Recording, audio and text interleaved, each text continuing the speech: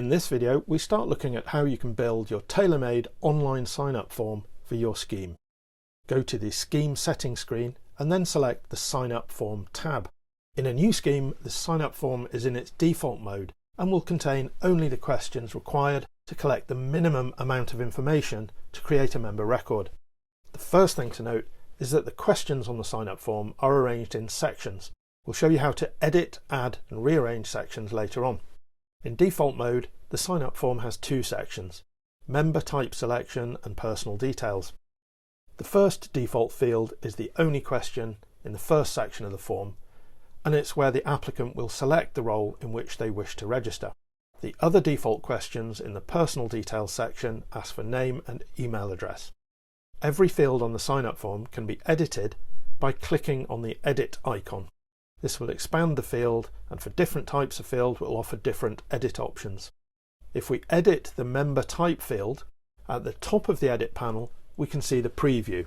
This displays what the field text will look like on the sign-up form. Below this we have the option to edit the question text and change the default text to something else, in this case such as "please sign me up as," or whatever suits your scheme. You can also select the role types that are available to the applicant by selecting or deselecting from the three options: mentor, mentee and dual role.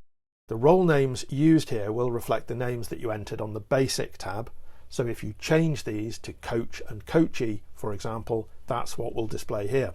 This allows you to restrict applicants to just mentors, just mentees, mentors and mentees, and so on, depending on how your scheme will run. And of course, it's easy to drop back to the Sign Up Form tab and change this at any time. If, for example, you're phasing recruitment so that you recruit mentors first and then mentees later. Any changes you make will automatically be saved as you work and are confirmed by the All Changes Saved message. When you've finished editing a field, just click the X button in the top right-hand corner of the field and the edit options will be hidden. The other fields in your sign-up form will share some of the same edit options, which we can see if we edit one of the default personal details questions. Below the field preview, you can see two options which are present when editing all fields. Firstly, you can edit the question text or field name as it's labelled on the sign-up form. Just place the cursor into the field name box and type in the required question text.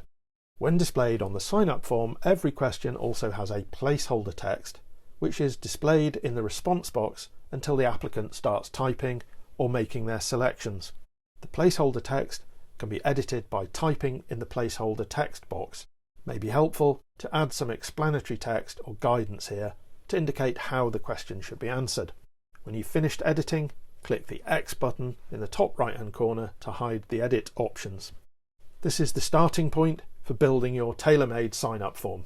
And in the next few videos we'll explore the other features of the Sign Up Form tab, including editing, adding and moving sections, adding sections to the sign up form, using drop-down fields, building your matching algorithm, and reviewing and testing your sign up form.